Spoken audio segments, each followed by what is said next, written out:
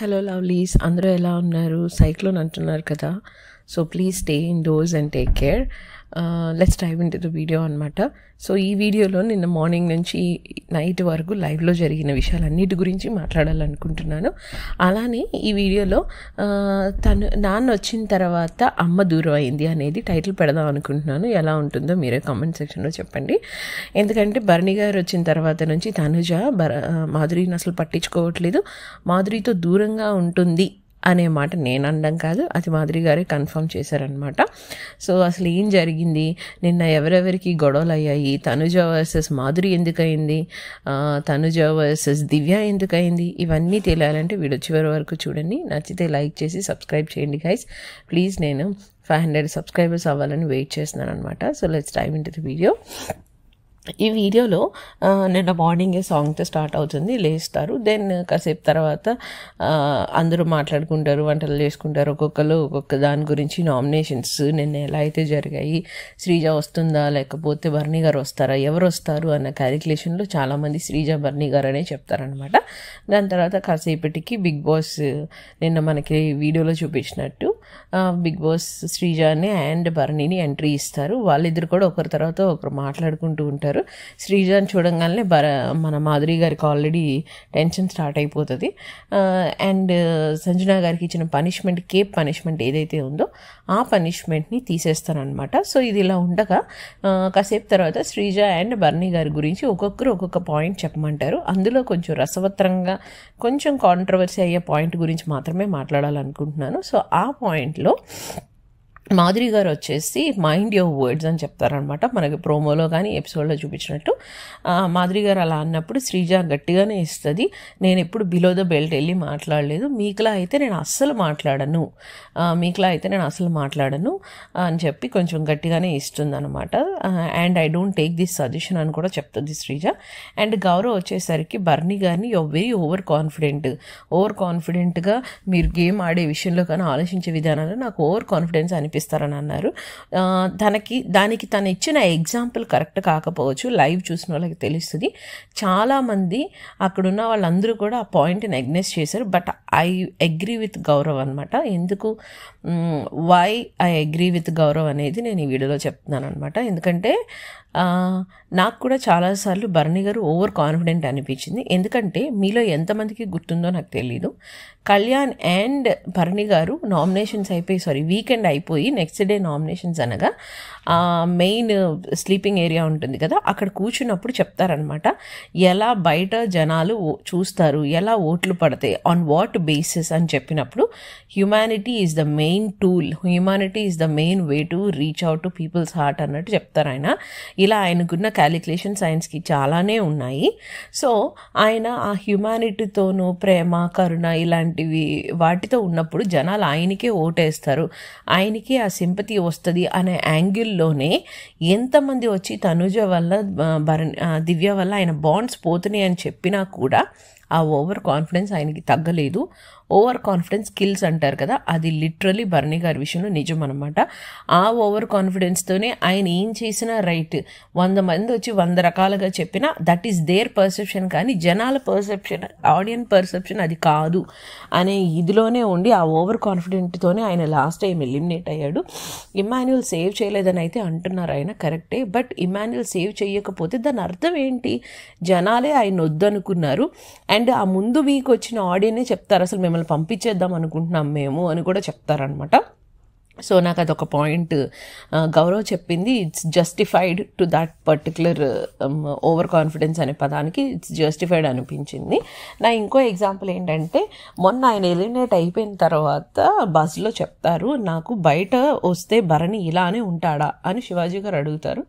అడిగినప్పుడు ఆయన చెప్పిన విషయం ఏంటంటే, లేదండి నాకు చాలా షార్ట్ టెంపర్, అసలు ఇలా అంటే ఇలా వచ్చేస్తుంది అన్నారు. మరి ఆ షార్ట్ టెంపర్ ఎందుకు ఆయన ఇంట్లో చూపించలేదు? సంజన గారి మీద అరవడానికే ఆయన నోరు పైకి లెగుస్తుంది, కానీ మిగిలిన వాళ్ళ మీద అరవడానికి లేదా? ఆయన మగతనం, ఆయన కోపం అన్నీ కూడా సంజన మీద చూపిస్తాడు, ఎందుకంటే గట్టిగా మాట్లాడదు, అన్న అంటది కాబట్టి. ఆయనే కాదు సుమన్ కూడా సంజన గారి మీదే చూపిస్తారు. నాకు వాళ్ళిద్దరూ చేసే పనులు, ఆ ట్రిక్స్ చాలా చీప్గా అనిపిస్తాయి అనమాట. అరిస్తే అందరి మీద అరవాలి, అందరి మీద ఒకేలా ఉండాలి. వీక్ ఎవరో తెలుసుకొని సంజన గారి మీద అరవడం అనేది కరెక్ట్ కాదు. నిన్న మాధురి గారు సుమన్ని సపోర్ట్ చేసుకుంటూ వీక్ అని ఆయన మీద అరుస్తున్నారు అని సంజన రివర్స్లో ఉంటుంది. యాక్చువల్లీ ఆ మాట సుమన్ గారికి తెలిసి వస్తుంది. ఇదే కాదు, చాలాసార్లు సంజన గారి మీద సుమన్ అరిచాడు అనమాట. ఈవిడ మళ్ళీ మర్చిపోయి సుమనన్న అని ఈవిడే మాట్లాడుతుంది. కానీ అలా సుమన్కి నమ్మిన అమ్మాయికి వెన్నుపోటు పడడంలో అసలు ఆయనకి ఆస్కర్ అవార్డు ఇవ్వచ్చు. అలా రీతు విషయంలో కూడా అలానే ఉన్నాడు. సో ఫస్ట్ నుంచి అండ్ ఇన్ఫ్యాక్ట్ ఫస్ట్ వీక్ చూస్తే అసలు సంజనాని కన్సిడరేషన్లో కూడా వేయలేదు ఆయన. మా 13 మందే ఉన్నాము అన్న మాట వచ్చి హరీష్ గారు సంజనాతో చెప్పిన విషయం కూడా ఇదే సందర్భం అనమాట. సో ఫస్ట్ నుంచి ఆయన కొంచెం ఒక వ్యక్తిని తక్కువగా చూస్తారు అంటే అది సంజనానే. రీతు విషయంలో కూడా అదే జరిగింది. వాళ్ళిద్దరికీ ఆయన వెన్నుపోటు పొడిచాడు. సో వీళ్ళిద్దరికీ నేను ఇచ్చే సజెషన్ ఏంటంటే ఆడవాళ్ళ మీదే అరవడం కాదు, అందరి మీద పాయింట్ ఉన్నప్పుడు మాట్లాడితే బాగుంటుంది అనేది నా ఒపీనియన్ అనమాట. సో ఈ విషయంలో భరణి గారు నాకు ఓవర్ కాన్ఫిడెన్సే అనిపించారు. దాని తర్వాత మిగిలిన వాళ్ళందరూ మంచితనం గురించి దీని గురించి చెప్తారు భరణి గారికి. అండ్ తనుజ వచ్చేసి నాన్న బాండ్ అంటే బయటికి వెళ్ళాక మనం పెట్టుకోవచ్చు, నాన్న కాదు సారీ భరణి గారు అంటది, బయటికి వెళ్ళాక పెట్టుకుందాము, ఇక్కడ వద్దు, ఇక్కడ గేమ్గా ఆడదాము అని అంటుంది. తనుజకి రియాలిటీ హిట్ జరిగిందనమాట. సో వచ్చి అందరూ బాండు అంటున్నారు అని చెప్పి నాకు ఒక విషయం అర్థం కాలేదు. నిన్న మార్నింగ్ భరణి గారికి చెప్పినప్పుడేమో బాండ్ అని అంటున్నారు కాబట్టి ఇక్కడ బాండ్ వద్దు, ఇక్కడ గేమ్గానే ఆడదాము, సో బాండ్స్ ఏమన్నా ఉంటే బయటకు వెళ్ళి చూసుకుందాం అన్నట్టు చెప్తుంది. మన కోసం బయట చాలామంది ఉన్నారు, వాళ్ళ గురించి ఆడదామని చెప్తుంది అనమాట. అదే మాట భరణి గారు అంటారు, నేను కూడా అదే అనుకున్నాను, అదే ఫిక్స్ అయ్యాను, థ్యాంక్స్ ఫర్ రిమైండింగ్ అని చెప్తారు. మార్నింగ్ ఆ మాట చెప్తుంది. నిన్న నైట్ ఏమో ఆవిడ వెళ్ళి ఏమని చెప్తుంది అంటే అదే నిన్న నైట్ వెళ్ళి కూర్చుంటుంది. అంటే పడుకోవడానికి ముందు అందరూ కొంతమంది పడుకుని పోతారు ఆల్రెడీ. ఆ టైంలో బయట కూర్చొని ఆలోచిస్తూ మాధురి దగ్గర అందరూ నేను ఒంటరిగా అయిపోవాలి, నేను ఒంటరిదనంగా ఉండాలి, నేను లోన్ రేంజర్గా ఉండడం చూడాలనుకున్నారు, అదే చేస్తున్నారు అని అంటది. యాక్చువల్లీ అది అందరూ చేసింది కాదు, తన కర్మ తన ప్రతిఫలం అంటారు కదా. తను ఫస్ట్ నుంచి ఆ బాండ్ని సరిగ్గా మెయింటైన్ చేయకుండా యూజ్ అండ్ త్రోగా మెయింటైన్ చేయడం వల్లే ఈ ప్రాబ్లం వచ్చింది. In fact Bharani garu last time తనకు చెప్తారు, అందరి మాటలు విని మనం మాట్లాడుకుందాం ఎవరి గేమ్ వాళ్ళు ఆడదామని. ఆయన ఎలిమినేషన్కి ముందు అప్పుడు వినలేదు. అప్పుడు ఎందుకంటే అప్పుడు ప్రాబ్లం భరణి గారికి మాత్రమే, తినకు కాదు అనే విషయం కాబట్టి. ఇప్పుడు తినకని తెలిసేసరికి తినే ఆ డెసిషన్ తీసుకుంది. సో తినే భరణి గారికి దూరంగా ఉందామనే డెసిషన్ తీసుకున్న తర్వాత వేరే ఎవరో లోన్ రేంజర్గా తినని ఒంటరిగా చూడాలనుకుంటున్నారు అనే ఒక సింపతి డైలాగ్ ఎందుకు? మళ్ళీ తనుజ ఫ్యాన్స్ అంతా రెచ్చిపోయి అయ్యో మా తనుజ ఒంటరిది అయిపోయిందని అనుకోవడానిక? సో ఇలాంటి డబుల్ వర్డ్స్, డబుల్ ఫేసెస్ అమ్మాయి దగ్గర చాలానే ఉన్నాయి. ఫస్ట్ నుంచి అలానే చేసిందనమాట. So this is something that I didn't like. ఇలాంటి సింపతి వర్డ్స్కే చాలామంది పడిపోతారు, అది తెలుసుకుంటే బాగుంటుంది అనేది నాకు ఒకటి అనిపించింది. సో మూవింగ్ ఫార్వర్డ్ వాళ్ళందరికీ మనకి ఈరోజు కానీ నిన్న కానీ ప్రోమో ప్రకారంగా గేమ్ ఏదైతే చూపించారో అదే గేమ్ జరిగింది.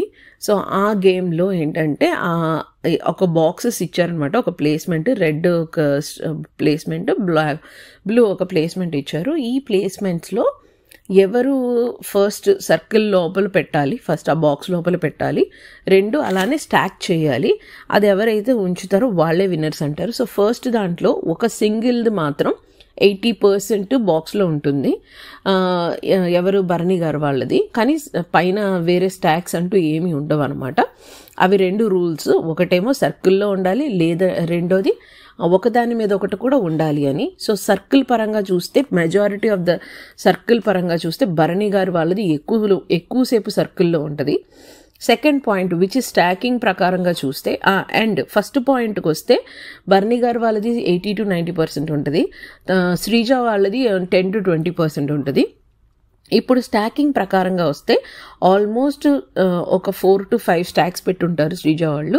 సో భరణి గారు వాళ్ళది 0 అనమాట, నిల్నస్పురాణం. ఈ అమ్మాయిది వచ్చేసరికి 4 to 5 ఉంటుంది. సో దాన్ని కన్సిడర్ చేస్తూ గొడవ జరుగుతుంది సుమన్ గారికి వాళ్ళకి వీళ్ళకి అని.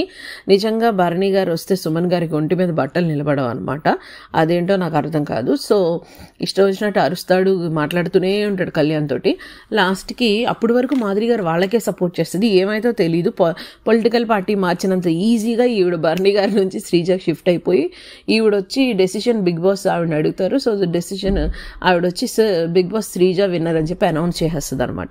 సో వాళ్ళందరూ అదేంటి ఇప్పుడు దాకా బర్నీ గారి కోసం ఫైట్ చేసి ఇప్పుడు ఇలా మాట్లాడుతుంది అన్నారు.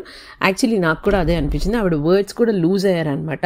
కళ్యాణ్ నిజం మాట్లాడు, ట్రూత్గా మాట్లాడు, నిజం వైపు నిలబడని కళ్యాణ్ని అంతసేపు ఒక రకమైన కర్సింగ్గా మాట్లాడిన వ్యక్తి వెంటనే ప్లేట్ ఇలా ఫిరాయించేసి నేను నిజం వైపే మాట్లాడతాను, నేను నిజం వైపే నిలబడతాను, బిగ్ బాస్ మీరు ఫస్ట్ చెప్పిన పాయింట్ ప్రకారంగా అయితే నాకు బర్నీ గారికి చేయాలనిపించిన సెకండ్ పాయింట్ ప్రకారంగా శ్రీజ విన్నర్ అని అనౌన్స్ చేస్తుంది. అందరికీ మబ్బిడిపోతుంది అనమాట.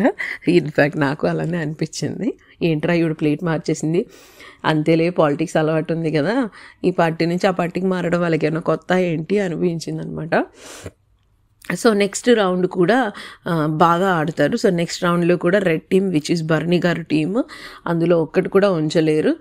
వీళ్ళైతే అట్లీస్ట్ ఎవరు మన శ్రీజ వాళ్ళు ఉంచుతారనమాట ఒకటి. సో శ్రీజ, గౌరవ్, డీమన్ ఒక టీము, బర్నీ గారు, ఎమాన్యుయల్ అండ్ నిఖిల్ ఒక టీము. సో వీళ్ళ వైపు ముగ్గురు మగవాళ్ళు, బర్నీ గారి వైపు. సో ఆల్మోస్ట్ ముగ్గురు స్ట్రాంగే. ఇటువైపు వచ్చేసరికి Sreeja was not that strong అనమాట మగవాళ్ళతో పోల్చుకుంటే. అదే రీతు అయి ఉంటే టిట్ ఫర్ టాట్ ఉండేది. But still Sreeja teams win అనమాట. Thanks to those boys, kudos to those boys అనమాట. సో థర్డ్ రౌండ్ వచ్చేసరికి బర్నీ గారు, డీమన్ స్విమ్మింగ్ పూల్లో పడిపోతారు. స్టిల్ బర్నీ గారు, డీమన్ స్విమ్మింగ్ పూల్లో పడిపోయినప్పుడు నిఖిల్ గౌరవ్ని చాలాసేపు ఆపేస్తాడు. ఈ గేమ్ చూసిన అందరికీ నిఖిల్ గేమ్ ఆడలేదరా అన్న ప్రతి ఒక్కడికి ఇది ఒక సమాధానం. బికాస్ ఇన్ని రోజులు గౌరవే స్ట్రాంగ్ అనుకున్నారు. ఒక గౌరవ్ని, డీమన్ని కొట్టే రేంజ్లో నిఖిల్ ఆడాడు. ఈ అబ్బాయి సూపర్ ఆడాడు. ఈ పిల్లడు ఇంత బాడీ పెట్టుకొని, ఇంత స్ట్రెంత్ పెట్టుకొని ఇన్ని రోజులు ఎందుకురా నోరు మూసుకొని కూర్చున్నాడు అనిపించింది. బికాజ్ లాస్ట్ వీక్ గౌరవ్ ఆడే టాస్క్లో నిఖిల్ కూడా ఆడొచ్చు, కాకపోతే ఆ పిల్లోడు ఏంటంటే నేను ఆడకపోయినా నాకు డబ్బులు ఇస్తానంటున్నారు కానీ నేను ఆడే ఉపయోగం ఏంటి అనుకున్నాడు. కానీ బిగ్ బాస్ హౌస్లో అలా చెల్లదు కదా. బిగ్ బాస్ హౌస్లో 100% మనం గేమ్ ఆడాల్సిందే, గేమ్ ఆడితేనే జనాలకు కనిపిస్తానే లాజిక్ ఆ పిల్లోడు మిస్ అయిపోయాడు. సో ఆ ఆపర్చునిటీ బర్నీ గారు ఆయనకి ఇచ్చేశారు. సో గేమ్ చాలా బాగా ఆడాడు. చాలాసేపు గౌరవ్ లాంటి వ్యక్తినే హోల్డ్ చేశాడనమాట. సో దానివల్ల వాళ్ళు రాము వస్తాడు ఆ రౌండ్, ఇమాన్యుయల్ ఎగ్జిట్ అయ్యి. సో అన్నీ పెట్టేస్తాడు రాము. వచ్చి శ్రీజని వైపు పట్టేసుకొని శ్రీజ వాళ్ళని తోసేస్తాడు ఆ బాక్స్లో ఉంచకుండా. సో ఎప్పుడైతే ఆ అబ్బాయి అలా చేస్తాడో మన డీమన్ స్విమ్మింగ్ పూల్ నుంచి అసలు సింహంలో వచ్చి మొత్తం రాము వాళ్ళ దగ్గర ఉన్న బాక్స్లో అవన్నీ కొట్టేసిన తర్వాత అప్పుడు బజరం అవుతుంది. సూపర్ అనిపించింది అసలు. సో ఇవి ఇలా ఉండగా మధ్యలో కొన్ని గొడవలు జరిగాయి. అందులో ఒకటి చపాతీ గొడవ విచ్ ఇస్ తనుజ అండ్ దివ్య అనమాట. సో ఇప్పుడు ఎవరెవరైతే ఇప్పటివరకు ఈ వీడియో ఎంతవరకు చూసారో మీ ఫేవరెట్ తనుజ గురించి మాట్లాడుకుందాం. సో వీడియో చివరి వరకు చూడండి. తనుజ వర్సెస్ దివ్య ఎందుకు అయిందో తెలియాలంటే మాత్రం వీడియో చివరి వరకు చూడండి. నిజంగా చెప్తున్నాను. ఎందుకంటే యాక్చువల్లీ ఇందులో తనుజ తప్పే ఉంది. 100% కాదు, 200% తనుజ తప్పే ఉంది. కాదు అనుకున్న ఎవరైనా సరే దమ్ముంటే మాత్రం కామెంట్ సెక్షన్లో మెసేజ్ చేయండి. బికాస్ నేను కొన్ని ఎగ్జాంపుల్స్ చెప్పబోతున్నాను అనమాట. సో తనుజ ఒక ఫుడ్ మానిటర్గా ఉందన్నమాట. ఫుడ్ మానిటర్, రేషన్ మేనేజర్ ఉంది. సో అందులో అక్కడ ఫుడ్ చిన్నది మిస్ అయింది. అయితే దివ్య ఏం చేసిందంటే ఆ ఫుడ్ రాముకని తనుజ అండ్ మాధురి అనుకున్నారు. ఏదో అలా జరిగింది. అయితే దివ్య ఎవరో వచ్చి డీమన ఎవరో అడిగినట్టున్నారు. అడిగితే సరే ఫుడ్ కామన్ బౌల్లో ఉంది, ఇక్కడ స్పెసిఫిక్గా గుర్తుపెట్టుకోండి, కామన్ బౌల్లో ఉంది కాబట్టి వేరే వాళ్ళు తినమంటే దివ్య అడిగితే దివ్య ఓకే తినండి కామన్ బౌల్లోనే ఉంది, దిస్ ఇస్ కన్సిడరబుల్ ఎక్స్ట్రా అని అనుకుంది. బికాస్ దివ్యకి తెలీదు ఏమని ఇది రాము పోర్షన్ అన్న విషయం తెలీదు. ఇప్పుడు మై పాయింట్, చాలామంది అడుగుతారు తెలియనప్పుడు అడగాలి కదా అని. ఒక నిమిషం కొంచెం రిలాక్స్ అయితే చెప్తాను అనమాట. ఏంటంటే అడగాలి, 100% అడగాలి. కానీ ఇక్కడ ఎవరి పోర్షన్ వాళ్ళకి సెపరేట్ చేస్తున్నారు. ఆ సెపరేట్ చేస్తున్నప్పుడు ఎవరైనా ఏమనుకుంటారు, ఓకే ఇది కామన్ బౌల్లో ఉంది కాబట్టి ఇది సెపరేట్ చేసేసిన తర్వాత మిగిలిన ఫుడ్ అనుకుంటారు. ఇక్కడ దివ్య మధ్య తనుజ మధ్య ఒక డిస్కషన్ జరిగినప్పుడు దివ్య అంటది మీ పాత రూల్సే ఫాలో అవుతున్నానని నువ్వు వచ్చి నన్ను అడిగినప్పుడు నా పాత రూల్ ఏంటి, ఎవరి ఫుడ్ వాళ్ళకి ఇచ్చేసి సెపరేట్గా పెద్ద బౌల్స్ అంటే కుకింగ్ బౌల్స్లో ఉన్న వాటిలో ఏదైతే ఉందో అది మళ్ళీ అందరూ రీషేరింగ్ అనుకొని కదా మనం అనుకున్నాము. నా రూల్ ఫాలో అవుతున్నానని చెప్తూ మళ్ళీ నన్ను వచ్చి బ్లేమ్ చేస్తామనే ఒక లాజిక్ పాయింట్ దివ్య పట్టుకుంది. That's why I say Divya is correct. ఎందుకంటే this is not first time అనమాట. మీరు ఫస్ట్ నుంచి తనుజ రేషన్ మేనేజర్గా ఉన్నప్పుడు కానీ, కుకింగ్ మానిటర్గా ఉన్నప్పుడు కానీ, కుక్ చేస్తున్న షెఫ్గా ఉన్నప్పుడు కానీ, నేను ఫస్ట్ వీక్ నుంచి మాట్లాడుతున్నాను.